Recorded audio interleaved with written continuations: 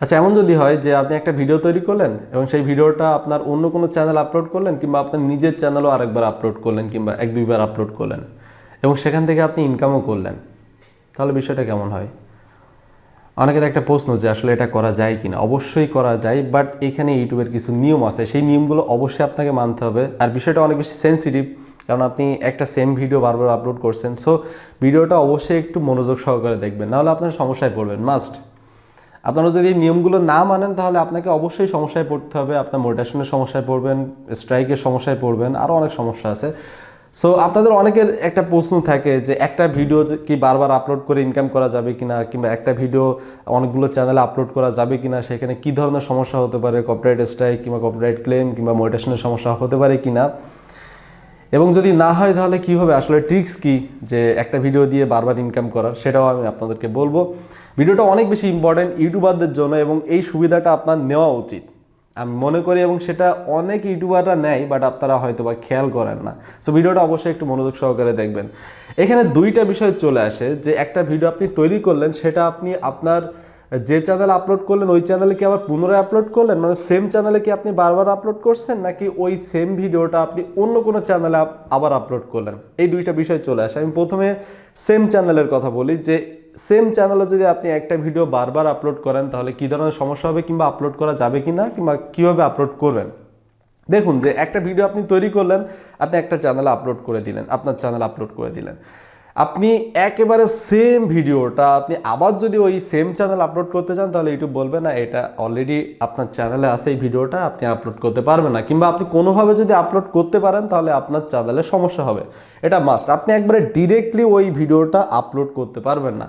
এই সময় আপনার একটা সমস্যা হবে, আপনি যদি আপলোড করেও ফেলেন, সেখানে যদি ভিউজ আসে, আপনি মোটিভেশনের জন্য অ্যাপ্লাই করেন, সেখানে একটা প্রবলেম দেখাবে, সেটা হচ্ছে রিপিটিশাস কন্টেন্ট, অর্থাৎ আপনি আপনার ভিডিওটা বারবার আপনি আপলোড করছেন। তাহলে করা যাবে কীভাবে একটা ভিডিও আপনি বারবার আপনার চ্যানেলে কীভাবে আপলোড করতে পারবেন? হ্যাঁ, আপলোড করা যাবে, এবং সেখানে কিছু নিয়ম আছে। এক নম্বর হচ্ছে আপনি ওই ভিডিওটার অন্য কোনো ভ্যালু অ্যাড করতে পারেন। লাইক অনেকে আছে না, অনেক চ্যানেল আছে মিউজিক চ্যানেল, সেখানে দেখবেন যে একটা অরিজিনাল মিউজিক ভিডিও থাকে, তারপরে দেখবেন যে একটা লিরিক্স ভিডিও থাকে। ঠিক আছে, একটা অরিজিনাল ভিডিও আর একটা হচ্ছে লিরিক্স ভিডিও, দুইটা কিন্তু দুই রকম ভ্যালু। অরিজিনাল যে ভিডিওটা ওটা কিন্তু মানুষজন ভিডিও দেখার জন্য আসে কিংবা ভিডিও শোনার জন্য আসে, বাট লিরিক্স যে ভিডিওটা সেটাতে কিন্তু মানুষজন লিরিক্স খোঁজে যে আসলে তারা যেটা শুনতেছে সেটা ঠিক আছে কিনা। তো এই একরকম ভ্যালু হতে পারে। কিংবা আপনার পুরাতন ভিডিওতে আপনি রিয়াকশন দিতে পারেন। সাপোজ আপনি একটা ভিডিও আপলোড করলেন, পুনরায় আপনি ওই ভিডিওর উপর রিয়াকশন দিতে পারেন যে এই ভিডিওটা কেমন। অনেক ইউটিউবাররা কিন্তু এটা করে যে তার পুরাতন অনেক আগের ভিডিওতে কিন্তু তারা রিয়াকশন দেয় এবং সেই ভিডিও কিন্তু প্লে করে।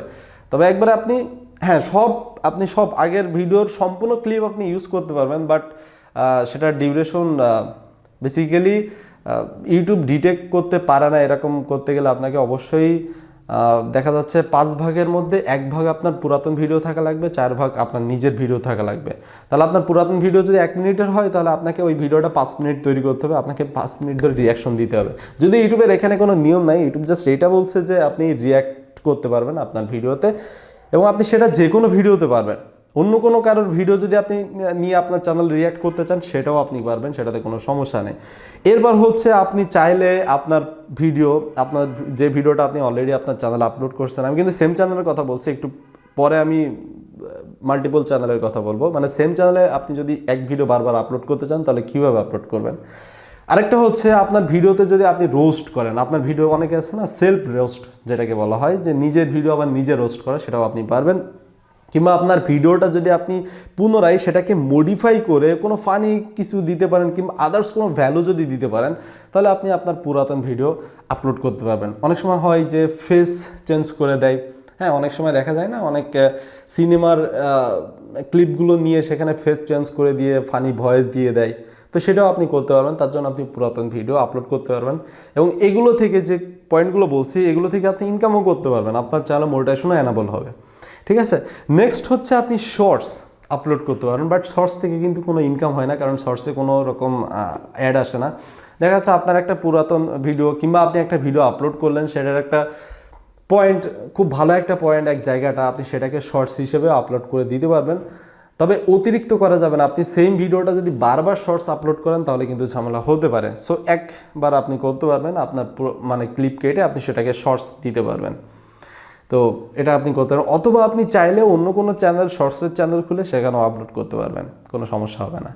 ওকে, এই তো গেল হচ্ছে একটা চ্যানেলে আপনি যদি এক ভিডিও বারবার আপলোড করেন তাহলে কি হবে এবং কি হবে না। মনিটাইজেশন, এখানে আমি যে পয়েন্টগুলো বলছি এখানে মনিটাইজেশনের কোনো সমস্যা হবে না, আপনি মনিটাইজেশন করতে পারেন। বাট আপনি ডিরেক্টলি আপলোড করে দিলেন, কিংবা এমনও হতে পারে যে আপনার একটা নাটক, আপনি ফুল একটা নাটক, মানে আপনার একবার আপনি ফুল একটা নাটক আপলোড করলেন, তারপর আপনি কি করলেন, পার্ট বাই পার্ট আপলোড করতে থাকলেন, সেটাতেও কিন্তু ঝামেলা হবে, ঠিক আছে?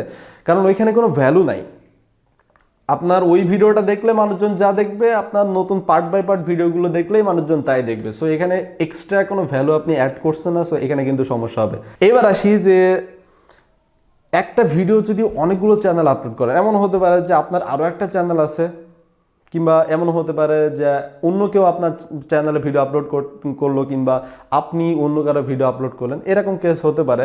তো আপনার সেম ভিডিও যদি আপনি অন্য কোনো চ্যানেলে আপলোড করতে চান, তাহলে আপনাকে সেম কাজগুলো মানতে হবে।